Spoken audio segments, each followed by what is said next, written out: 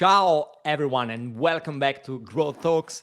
Today I have two guests, and this is actually the first time for this podcast. So it's a pleasure for me to introduce you, Marco and Simone. Hi, guys. How are you today? We are fine, thanks. Raffaele, how are you? Very good, very good. Very excited for this one, guys. We usually start these conversations here on podcast with a quick introduction, so with a simple one. So I'm just gonna ask you, like in a minute to introduce yourself, Marco and Simone. Tell us a little bit, what you are doing right now. What's your story? What do you do? And then what it's the main area you are passionate about. So I don't know if Marco, you want to start, and maybe then we go to Simone. Okay, thanks, Raffaele. First of all, I would like to thank you for this opportunity. It's actually my first podcast with you, hopefully the first of a long series. Now, about myself. My name is Marco Guerriero. I'm Italian. I'm from south of Italy. Actually, I think we share the same hometown, Salerno. I currently work, I start from a professional side. I work at Amazon Web Services in the AI space. Specifically, I have a distributed team across Europe uh, of builders in AI, data scientists, machine learning engineers, helping customers achieve their business outcomes through artificial intelligence and these days, Gen AI. My story begins more than 40 years ago in south of Italy. I studied in Italy, Netherlands, and then I moved to US, where I did my PhD in machine learning, signal processing, information theory. At that time, AI/ML was not so popular like these days. And I work all over the world, in Japan, in US. I have three kids from a personal side. One of them, she was born in US, and the twins were born in Zurich, because I also live in Switzerland for almost 5 years. And now it's my pleasure also to give the ball to Simone, that I had the fortune to meet in US. We were living in Pittsburgh, Pennsylvania, like more than 10 years ago. So Simone, the ball is yours. And thanks again, Raffaele, for inviting me. Thank you, Marco, and thanks, Raffaele, for having us. It's great to be here, and thank you, Marco, also for inviting me and sharing this time together. But yeah, I mean, I think the best way to start is by sharing this connection that I've had with Marco. We go back more than 12 years ago. I was driving my 1992 Honda Accord from Boston, where I was studying as an exchange student at the time, to Pittsburgh, Pennsylvania, where I was fortunate enough to attend a summer internship. And Marco, out of all people, was my boss and my mentor. And so him and I shared some exciting day one experiences, working together, and build our friendship throughout. And over the last decade, I've that was the last job I've ever had, because I became quite excited about technology, and started my own companies, first in the field of the Bitcoin industry and fintech. And then starting from 2017, I've been working closely within the AI space. And then I think Marco and I haven't met each other for almost a decade. I mean, we kept in touch once we bumped into each other on a train station. And it wasn't until summer last year that we happened to be at the very same conference, as I was invited to share more about the latest company that we started called Prem AI, where we are, focusing on helping companies around the world build their own model. And so I was having this presentation, and Marco was the keynote, right, after me, and so we reconnected, and I've been having a great time ever since. That is great. So, guys, the first one I wanna ask you is that from your experience and point of view, we have one in a big corporate, another one in a startup. Um, do you think AI is a bubble? I mean, I do talk about AI every single day. I work in the field, and there is always someone saying, "Oh, this is a bubble. It's just hype," and someone else saying, "Oh no, this is too big. It's not a bubble. It's going to change everything." So, what's your take on this? Um, Simone, go first. I have more time to think. Yeah, I mean, uh, yeah, I think the full explanation would probably require a very long sets of um, chain of thoughts there, in the sense that what is really not the bubble these days, right? I feel like in this world, especially in the words of bytes, that there is a lot of um, you know exciting trends that are happening, and they're sort of like are a bubble until eventually they become almost overnight an accepted reality. But there has certainly been a lot of exuberance in the AI industry, uh, almost for the last. I mean, Marco knows this almost better than anyone, as he's has been involved in the space from an academic standpoint, and then professionally from a couple of decades now. But it seemed to me that every year over the course of the last almost 15 years has been the AI year, the year in which AI was going to be um, coming mainstream. And of course, ever since the ChatGPT moment, there has been a lot of exuberance in the space. Um, I think overall we are in a moment in which there is probably a little too much excitement around, especially around the current state of AI. But I think to counteract that part as well, I believe there are almost infinite outcome in terms of potential that can arise from this disruption. And so in terms of the technology as it is today, in terms of state of the art, I think, yeah, many people believe it will do things that I don't think that the current architecture as of today are going to be delivering especially within the timeline that a lot of those so like founder seems to be making headlines around. But I think if in 10 years Marco and I bump into each other in another conference, we'll for sure say that yeah, indeed, that was not a bubble. Marco, what about you?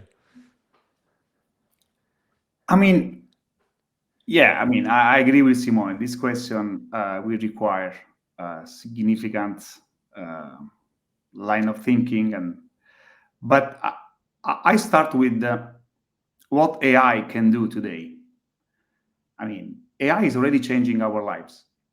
I start with Amazon.com. You order something on Amazon platform, and the same day you get your good that you order delivered to your door in your apartment.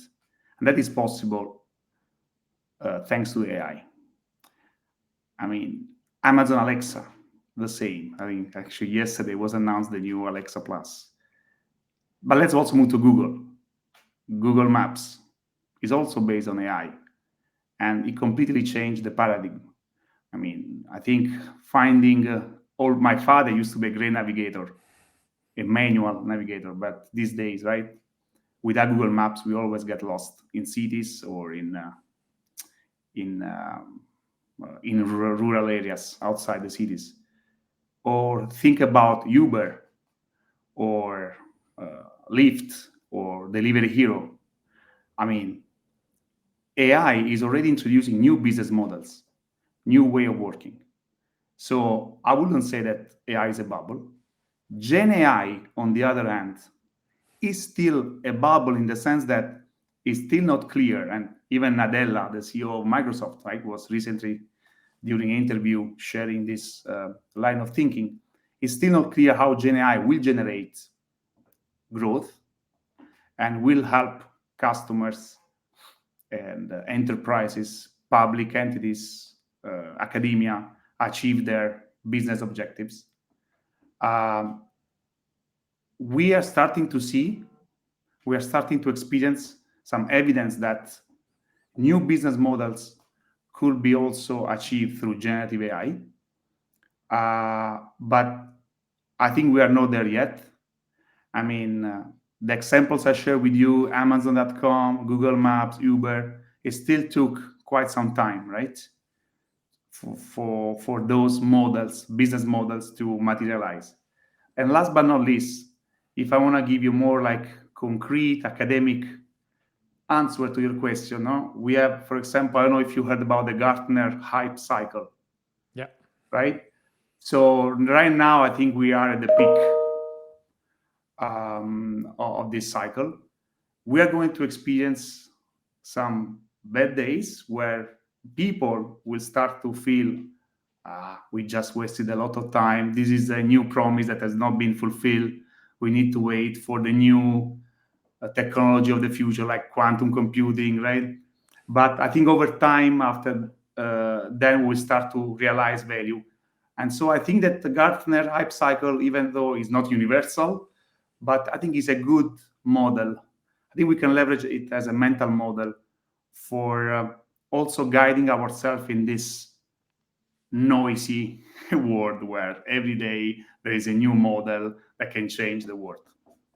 I want to start from there, and also from something very important that you just said. So that AI has been with us for years, even in our day-to-day life. I always say the same when I go to like a conference or for a talk, and I do the same example. So you guys have been using AI for the last couple of decades, but you didn't know.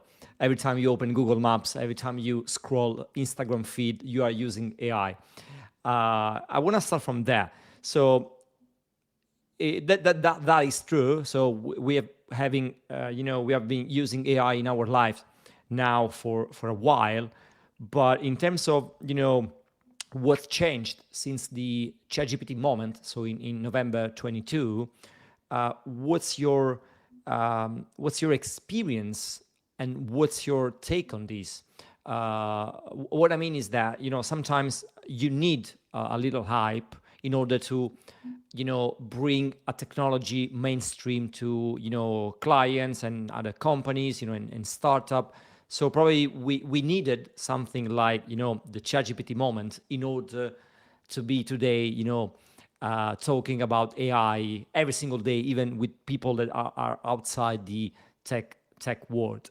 What's your experience on these? Have you seen any changes in the last couple of years in terms of awareness, and something else? Simone, do you want to start on this?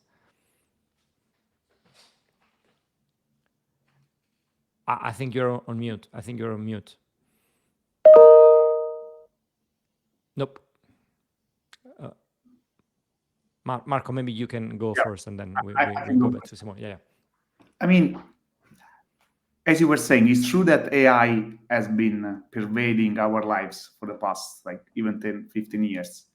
But this was not clear to many people. Right? People were using Amazon.com to buy stuff, or they were using Google Maps to navigate through cities. But for them, that was not AI. It was just some services that this cloud provider were delivering to them.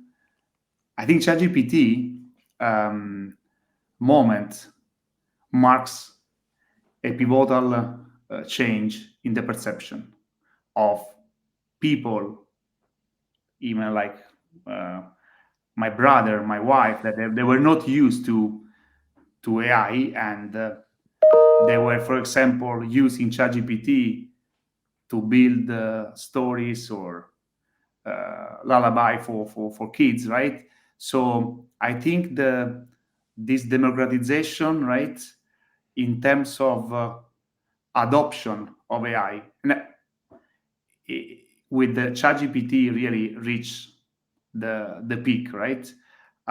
Because now since then everyone is using it uh, for any kind of downstream task or applications. Now, whether this will really generate value and will help people and society is not clear, right? I have my view on this, but I'd like to share later, perhaps. But definitely, ChatGPT marks a pivotal change in the perception of what AI can do for anyone.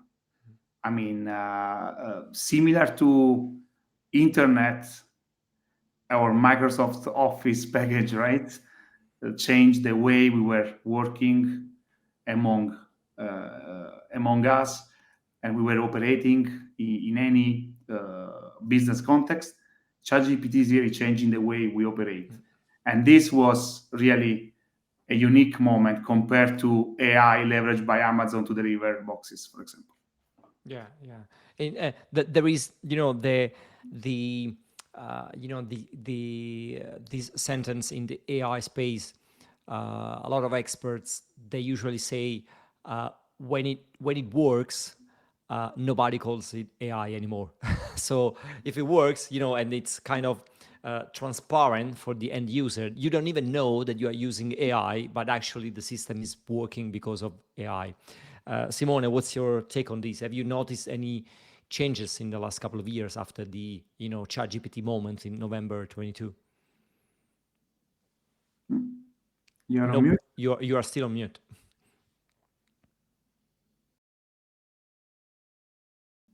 Not working. Nope.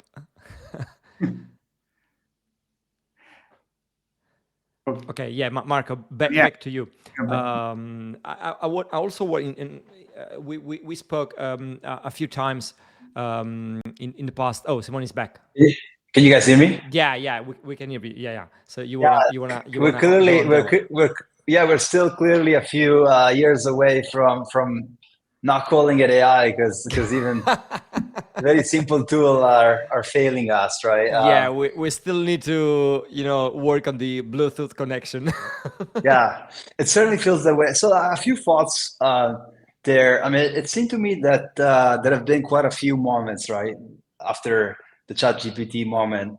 I think earlier in January, there's been a post DeepSeek moment as well, right? And along the way, a lot of different announcements and releases that say that have somewhat indicated that advancement. That is the sentiment that some of our friends living in the Bay Area talk about, which is the feeling of singularity, the feeling of AGI. That's the same of the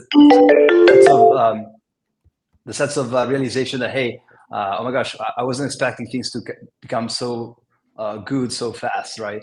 From that standpoint, I think we've seen quite a lot of those over the last 2 years. The DeepSeek one was one that I believe shook the world and got a lot of mainstream attention as well, for a number of reasons. Why?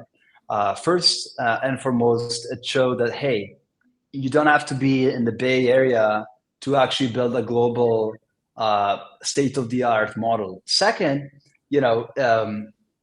a demonstration of what was by many, including myself, sort of like finding alignment with that thesis that open source, closed model developer have no moat against open source. In other words, open knowledge and open source development would always have a competitive advantage over a period of long time enough. And I believe that there was an article that leaked within the Google organization, allegedly from one of the engineers. I then had the chance to talk with some friends that are, let's say, involved in the company, and they verified that was an actual report within the organization that said, it's very famous, said that, we have no moat against open source.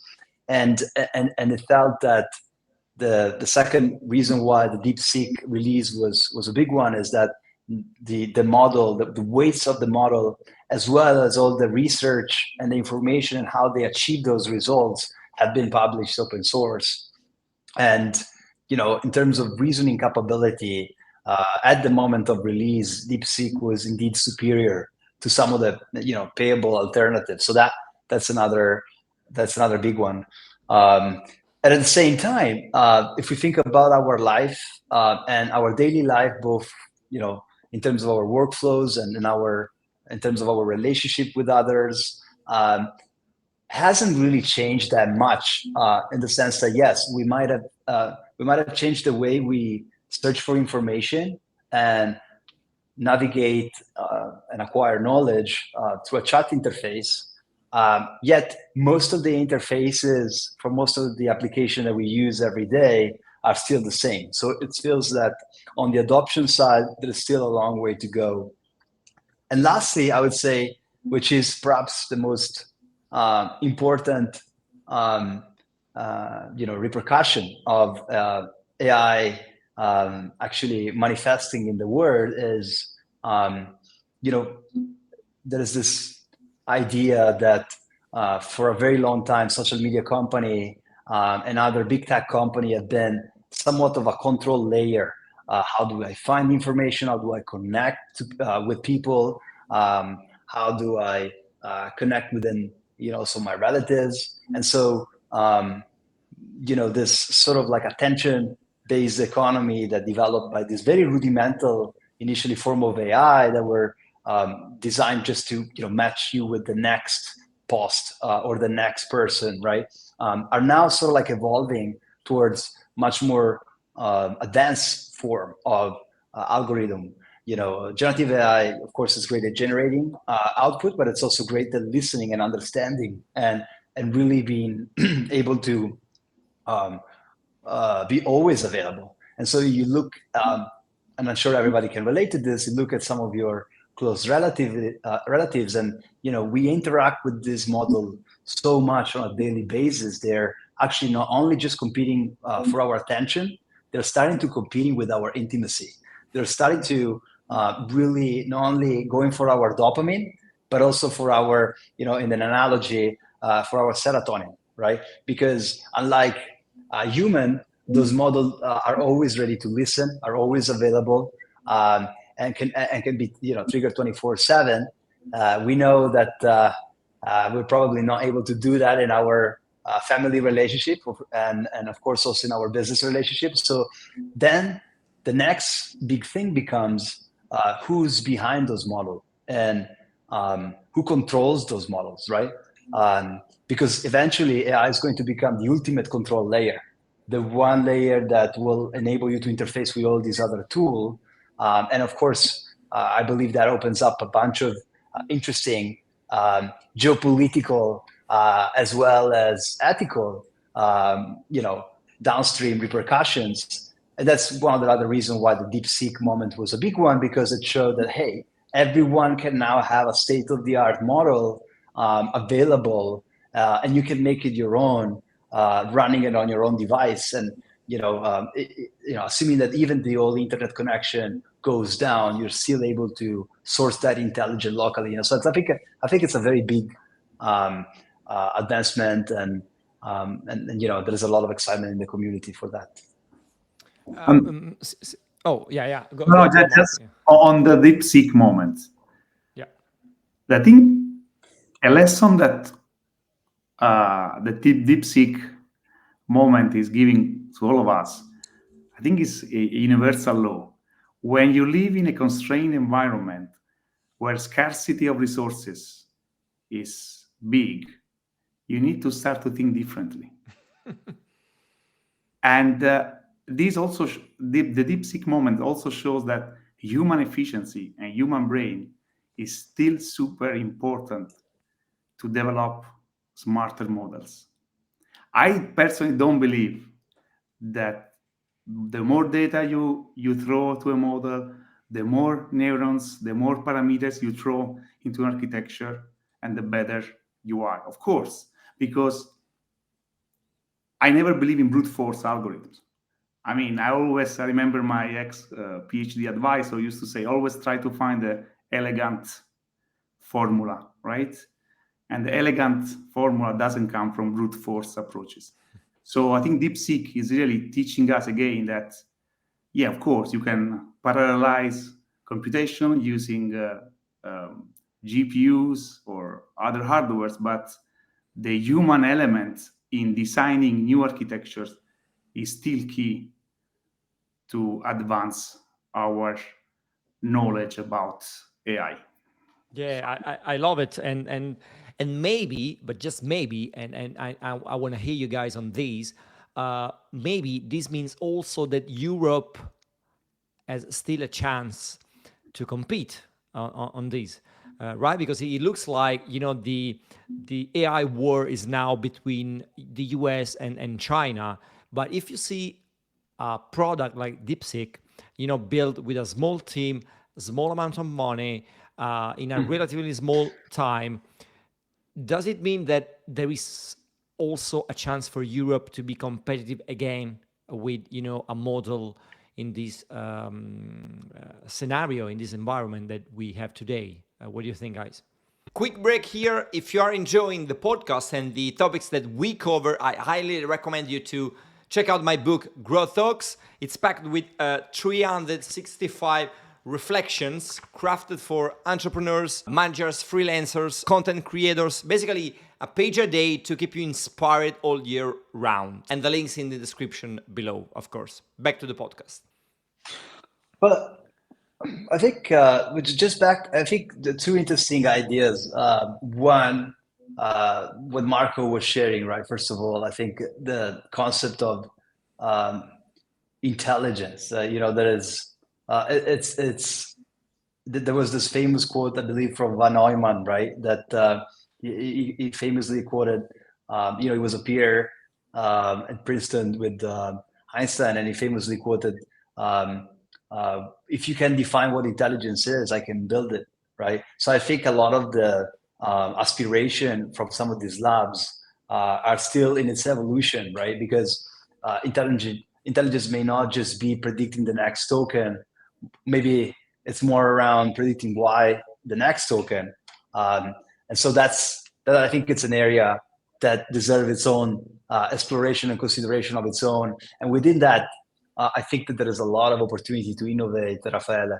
And I believe that that's where I think new sort of like approaches can be pioneered. It seemed to me that there are really two camps from the AI side. There is the larger, bigger model, attention is all you need, compute it, scaled up as fast as possible. And then you build the OpenAI and the Anthropic and even the DeepSeek of the world. It's a relatively big model, even though it employs a mixture of experts, which basically enables the model to efficiently and dynamically parse through the model without at any given point in time using the full leverage. But I believe it's around the 500 plus billion parameter.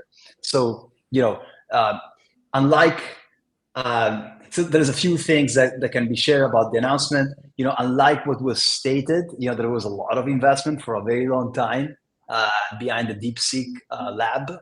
The company has been working at models for many years. Firstly, in the context of the hedge funding industry, and then of course the lab was spun out in 2022, and I believe I read that they had more than 10,000 H100 by as early as 2023. So I mean, it's not really coming out of the thin air.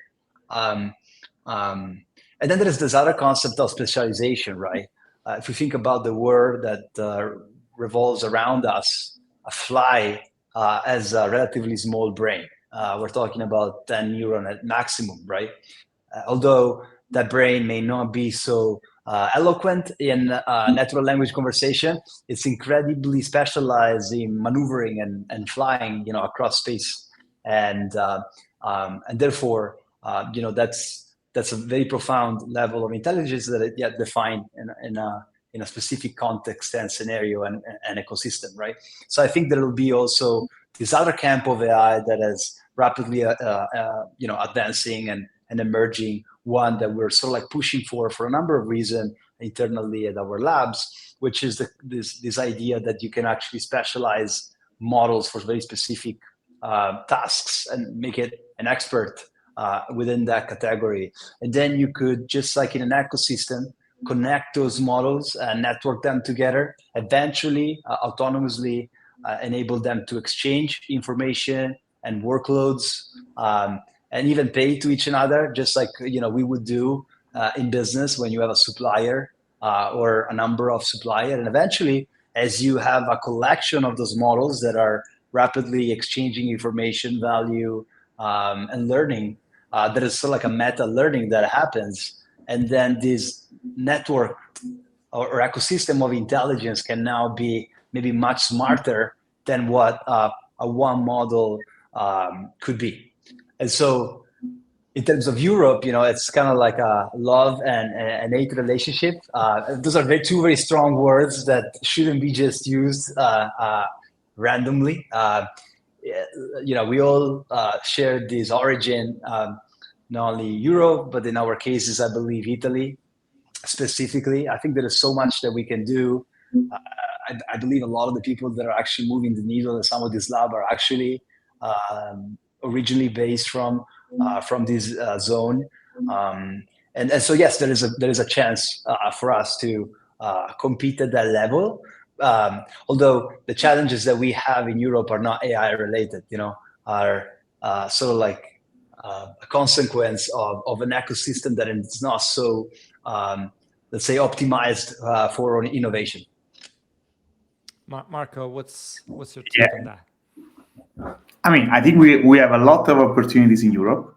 We have great talents. I have the fortune and the privilege to lead a team of European builders and scientists and professionals that really they amaze me every day. I interact with them.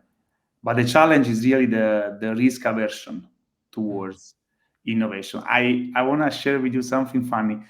I worked many years ago for a research lab in a defense company, specialized in surveillance systems for military applications where AI was used already.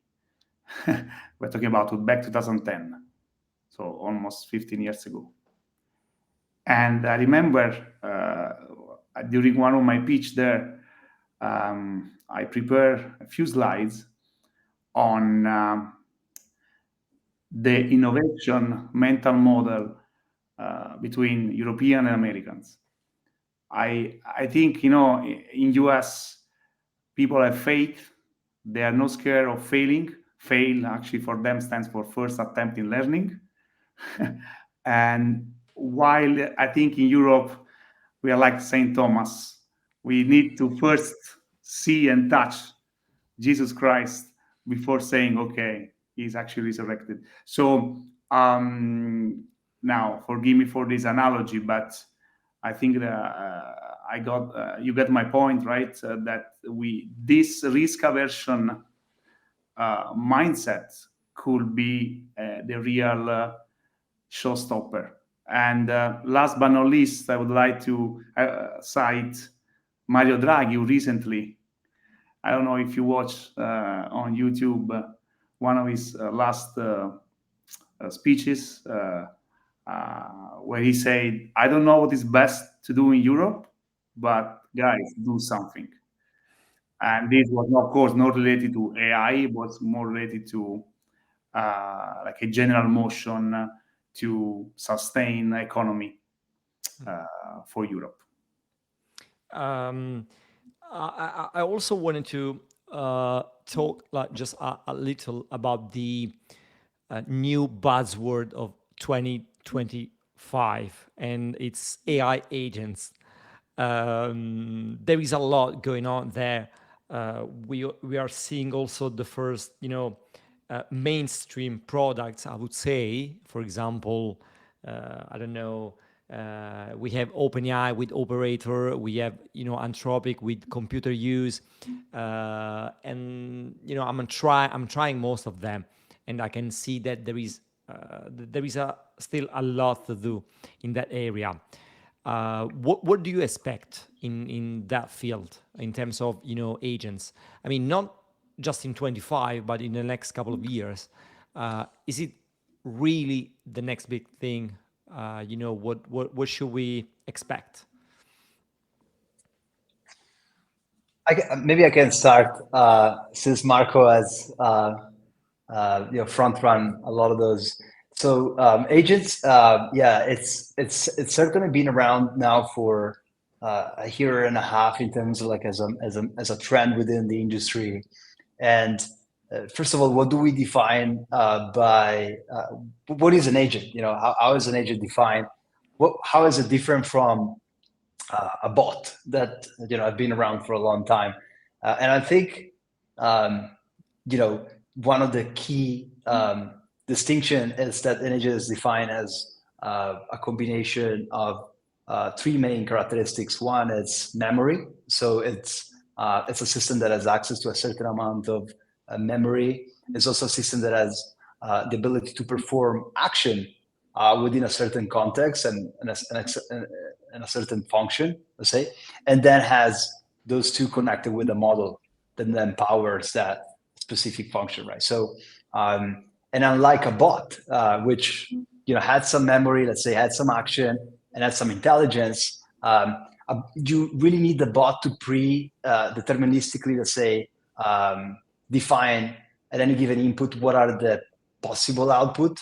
And so it's really just at best a glorified concierge that routes you through sets of available option. An agent instead can actually understand what the input is, eventually maybe reason about it, and then find an option within its domain of action that may not just be pre-configured by the developer that has built that.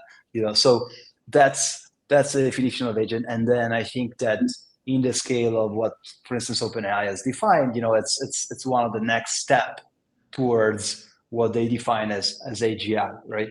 And so I think we've seen, some of this early implementation, like you mentioned, and this concept of agent. It's certainly an exciting one because now the models are able to come out of a chat interface and actually do real action, perform real action in the world.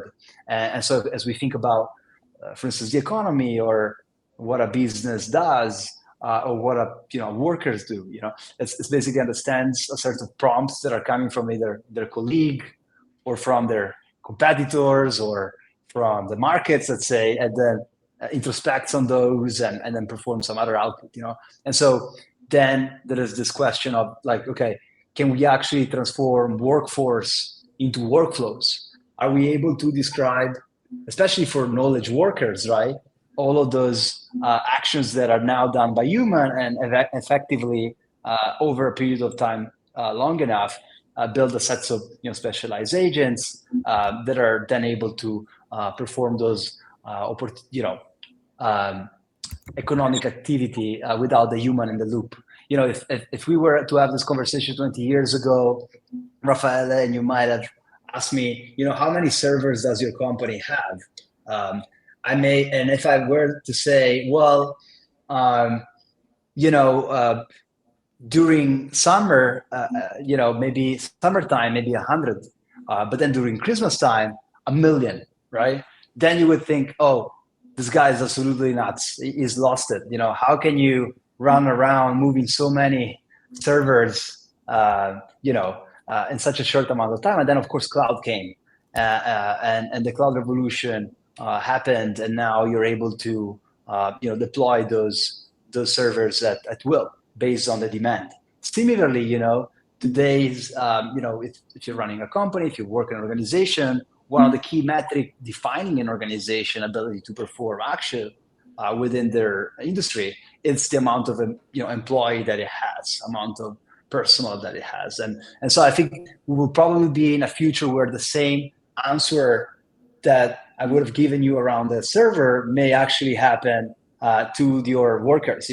In times of busy research and development, you may have 1,000,000 agent, and then when business is running as usual, then you probably have at most thousands, and it all becomes just a function of computing cost at that point.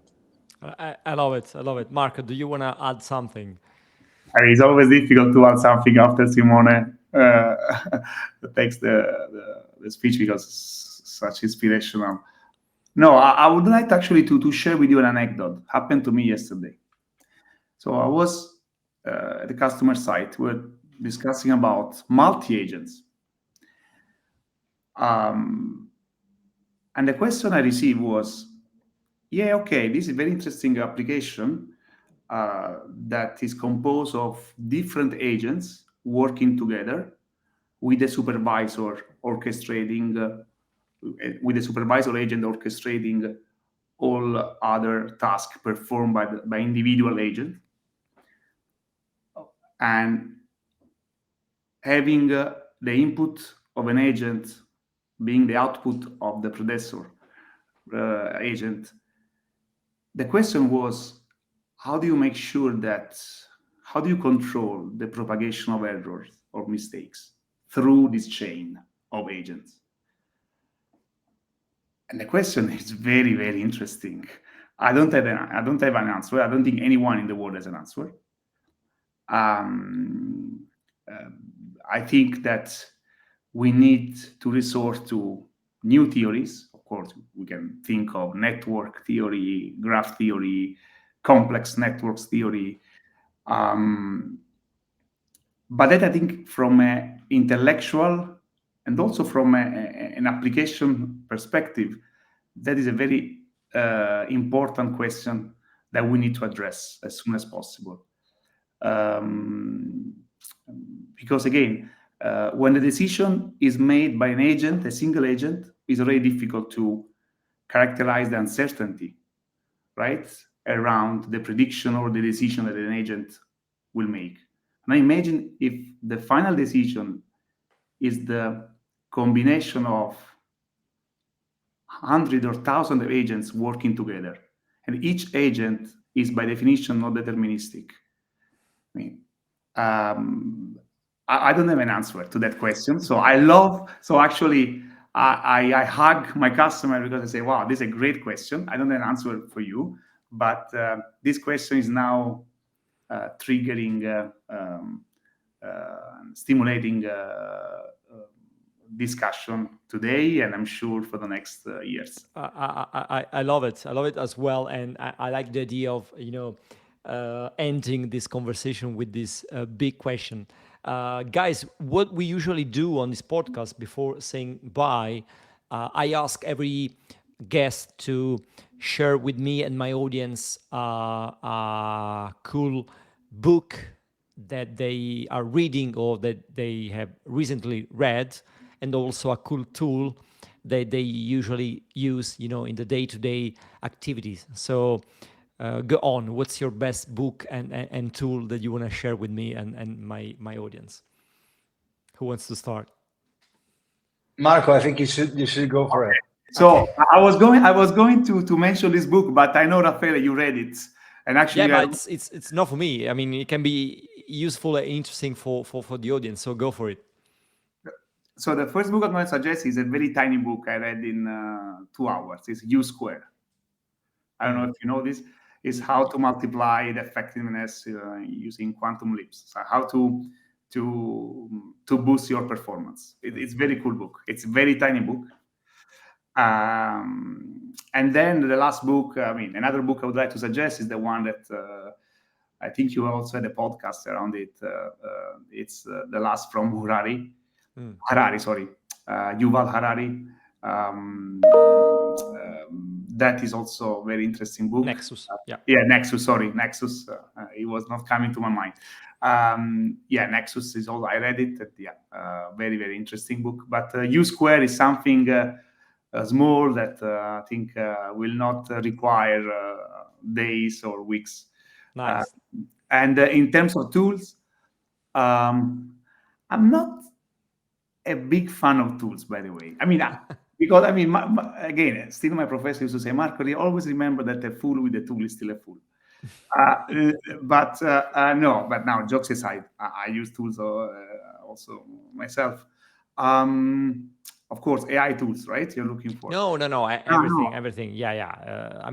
Something that it's useful for you in your day-to-day activities. Um, my brain, because really I'm losing the strength in the muscles of my brain. And for example, everyone perhaps has a tool to for as a to-do list tool, right? To remind ourselves. I never had something like that. I'd always try to remember. It's like Old asking, school. That's my yeah. to-do list. No, no, exactly. I know. Which I'm not. I don't have neither digital nor physical. Right. I try to remember everything in my brain, but not because I don't need a tool. It's just because in this way I try to build and to keep the right level of muscles in my brain. Really, I always did. I mean, yeah. So try. Simone was mentioning the memory of agents. So I need to To work on strengthen. that. Sorry for Simone, the. what about you? A book and a tool. What do you want to share with us? I'll give, I was just thinking about what could be a very valuable book if I were to recommend one. And I would suggest one which I just gifted to Marco in our last meeting. It's called the Bhagavad Gita. The Bhagavad Gita is this very ancient